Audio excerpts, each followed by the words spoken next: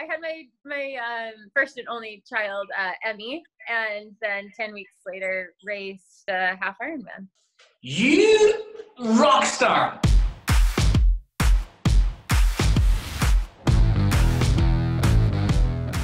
Are you ready for this? I'm more than ready. I'm ready for some fun. Let's do this.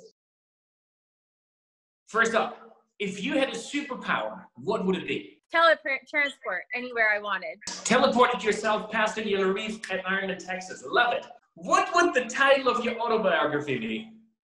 Believe your dreams. Okay, don't say me. What annoys you the most? My husband just pointed at himself. When was the last time you cried? Probably just a couple days ago. Are you a crier? I am not typically a crier, but I think that this whole situation has made everyone a little bit more emotional. If you could change one thing about your looks, what would it be? Nothing. I'll take it. Done. Describe your teenage self in 3 words. Insecure, insecure, and a runner.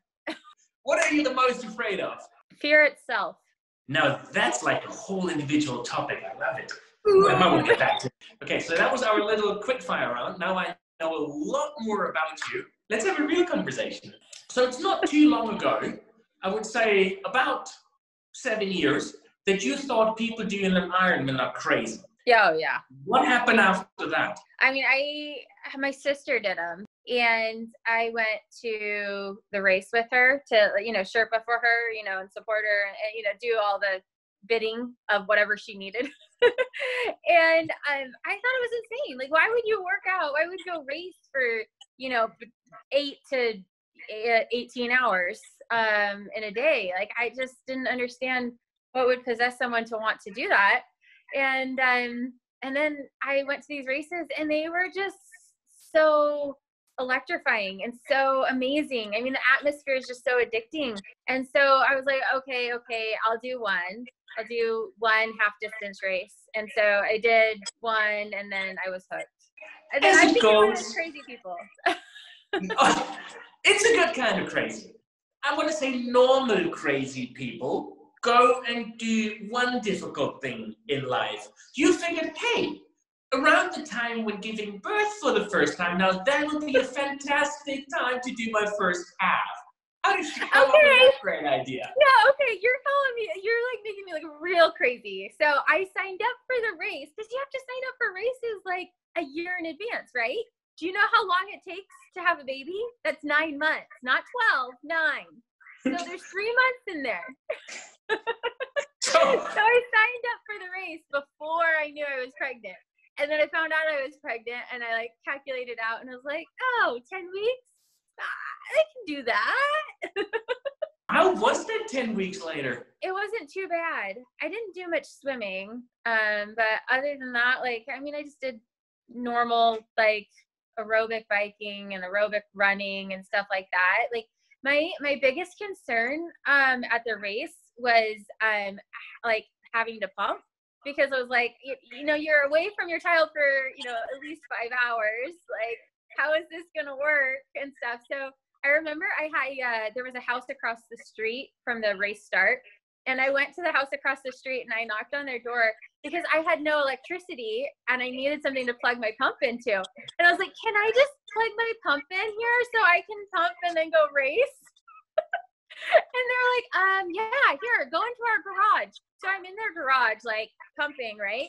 And then probably 15 people come out of their garage door, walk right past me, look at me, what are you doing? And then just keep going. So yeah, it was fun. It was still fun to do. My sister was there, and we did it together. So it was awesome. I'm right now, I'm so jealous of the people whose doorbell you rang, because for the experience alone of who is this, the mailman?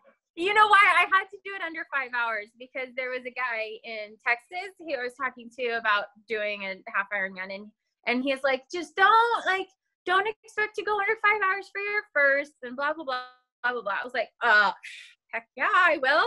So you don't tell me that I can't do something, because I'm just gonna go do it. Did you know before that half already that you were gonna go on the long distance? Oh no, I was like, there's no way. Those people are really crazy. Like, there's no way that I'm gonna go a full distance race, because that's like a full day thing and all of the training you have to do and all of that. And I did the first half that I did. And so after seeing my sister do full distance races, like, you know, you get the special needs bag halfway through, and, you know, you do get all these other like perks and amenities. You get a banquet, you know, all of these things. And I didn't get that for the half Ironman. I felt a little gypped. I was like, I want like something more and bigger. Like, you know, this was a cool experience, but it wasn't like the full on experience. And so I was like, okay, I'll do one, and I'll just do one and done. And that's all I'll do.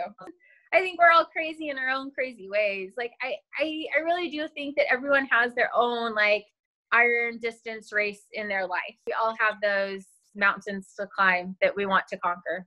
You must have like kind of fears or something, just a different approach to it. Like, what did you do when you realized you're afraid of something?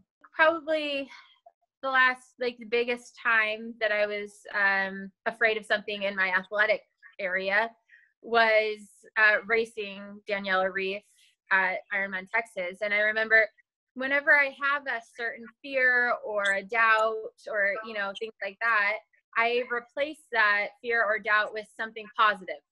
And so, like, you know, if I have a fear or doubt about any race, I replace that with a successful image. And then I always have like a song, like a race song that's a motivating race song. So I can have that in my head. And then a motivational phrase of whatever is resonating with me at the time. And I replace whatever fear or doubt that creeps into my head with that. Like, and so you have both visual, because you can visualize that mental image, and then you have, you know, this phrase. And I really feel as though like words have real power and real ability to change you, not just change your attitude, but actually physically change you. And so I think that if we really use powerful words and powerful images, that we can really change our future. Is there like an image or something you're willing to share? A place you go to, or one of the places you go to when you need positive energy? Yeah, I mean, it depends on what it is. So like for races, a lot of times it's either me raising the banner above my head at that actual finish line of whatever race that is, or it's also me being able to give my husband a hug at the end of that finish line. And I always jump up in his arms. We call them monkey hugs. I jump up in his arms and just that embrace, and we're both crying. That's usually a crying spot. So, yeah, and just really being able to share that emotion and that success and that just fulfillment with the person who has been there throughout it all is just so rewarding and so amazing. So to be able to really conjure up that image in my head really helps. Is it true that you don't race and train on Sundays? It is. I don't race or train on Sundays. I mean, I'm a very religious person, and I'm Christian, and so the 10 Commandments, one of the 10 Commandments is to, you know, keep the Sabbath day holy. And so I decided to, you know, try that out and just not race or train on Sundays.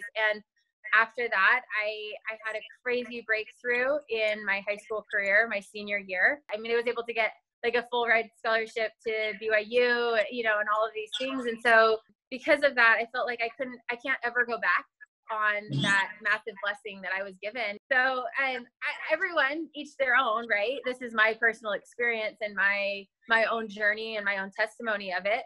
And, you know, this is right for me. I'm not saying it's right for everyone. So, yeah. Do you have the feeling that it's like, it influences your training and racing, or it doesn't have an effect, or it's an advantage? I think it's a major advantage that people don't take advantage of. It's a day off of triathlon. Like, it's a day completely forgotten of triathlon. Like, people need a day off. You need the brain to like turn off of sport for a little bit to be able to be reinvigorated and rejuvenated for the next day or for the next week, you know, and you need the body to be able to turn off and stuff. This was very, very cool. Like, right now, like, everything I learned about you, I feel like next time in a race when I have a low point, I just want to call you up. Okay. Like, help me out. Oh my gosh, my family is the best at cheerleading. Like, seriously, the best. I am really, really worried about the next part, considering that even your husband thinks that you turn everything into a competition. It's game time. We call it swim, bike, run. The paper's the swim. The scissors is the run, and the rock is sort of like the wheel. Best of 3. 1, 2, 3, show.